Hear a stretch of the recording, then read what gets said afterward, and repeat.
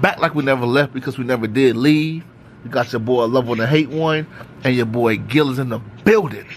And we back at y'all with another radio call. And we finna cook, man. We doing this shit right here for Canelo because a lot of people like to basically talk about Canelo, saying he's a cherry picker, saying he don't want to fight nobody good and all this shit, right?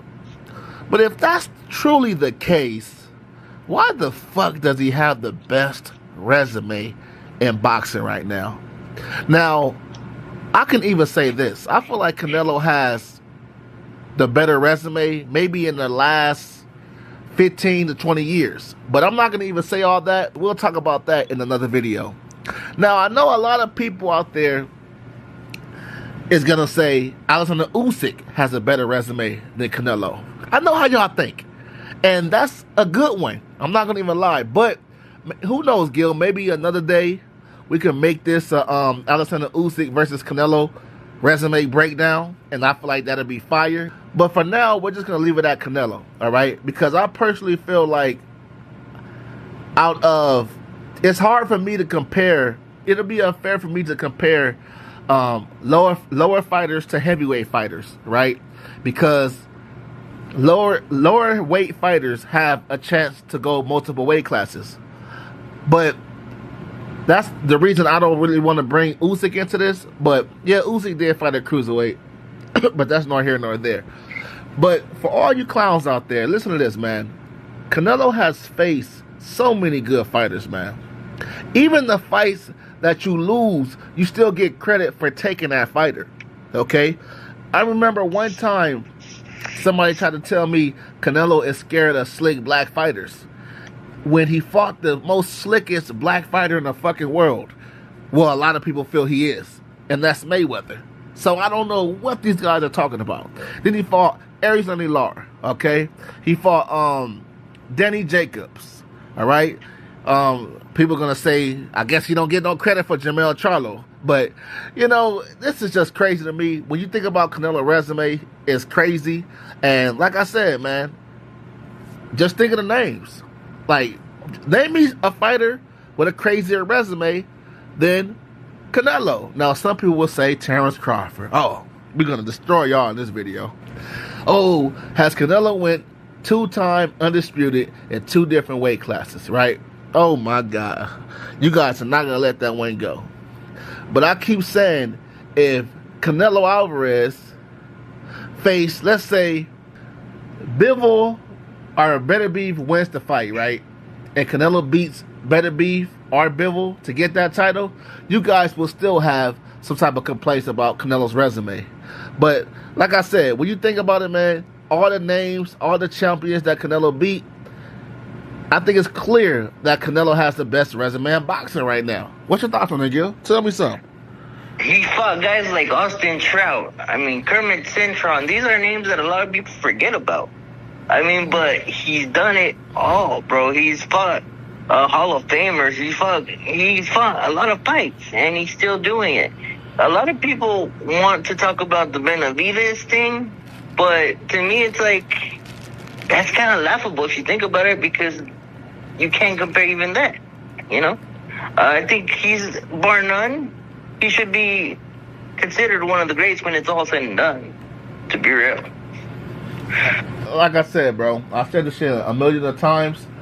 Like, even if you hate Canelo, you got to give him his props, man. He's given multiple fighters their first loss, okay? Very good fighters, too.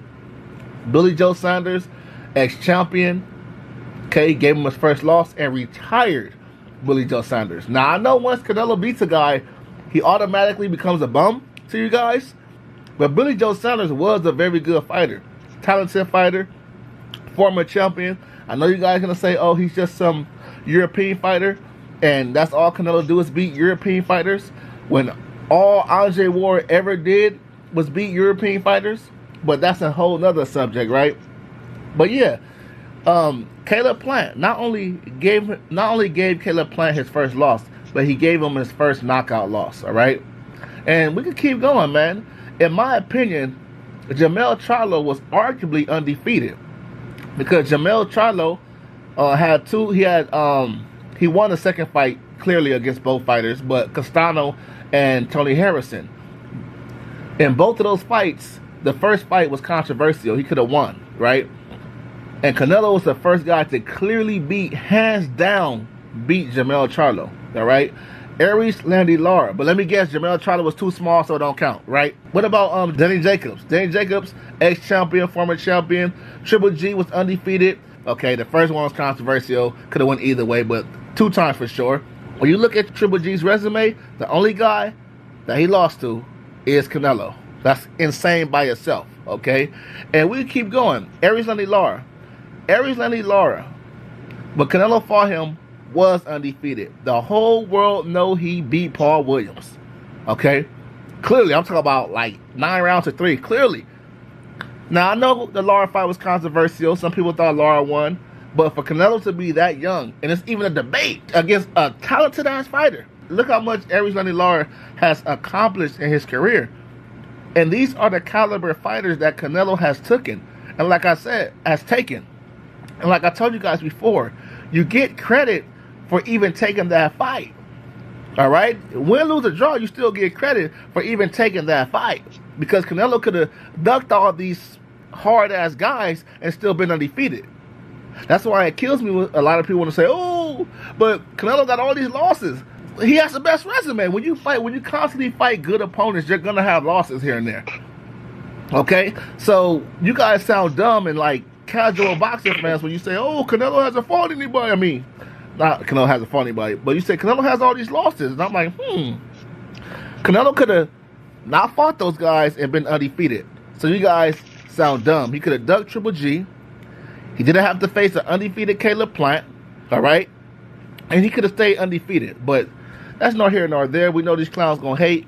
But like I said, in my opinion, I think Canelo got the best resume in boxing right now. And I'm standing by that. Any more final thoughts on the Gil? That's me. The reason I brought up Austin Trout was because Austin Trout, when that fight took place, he was supposed to be the toughest test that Canelo had at the time. And he made him do some Bambi legs during that fight. And everybody was thinking that Austin Trout was going to school him with the boxing. He wasn't able to. So let's be real about certain things. I remember that shit like yesterday. I was after Austin Trout just beat a good Miguel Cotto. And I thought, and Austin Trout was an underdog in that fight. Austin Trout was a good fighter too, don't get me wrong. Talented, speed, little power. Austin Trout at that time, that was a very good Austin Trout that Canelo beat. And Canelo beat Austin Trout when I felt Canelo was still a little green. So, in my opinion, he gets more credit for that, being that he wasn't even in his prime yet, and he beat Austin Trout. So, and he was a lefty, so that's why it got complicated too. Yeah, hell yeah, and he was a southpaw. And then you turn around and beat the guy that beat Austin Trout, and that is Aries Landy Lara. Then you fight Cotto, okay? Like, his resume is insane, man. Former champion, James Kirkland. Edgar Berlanga is trash, but Edgar Berlanga was still undefeated, power puncher, etc. Now Canelo's talking about facing the so-called best in the world, Terrence Crawford. And once he beats him, don't act like he don't get no credit, you guys. I said it here first.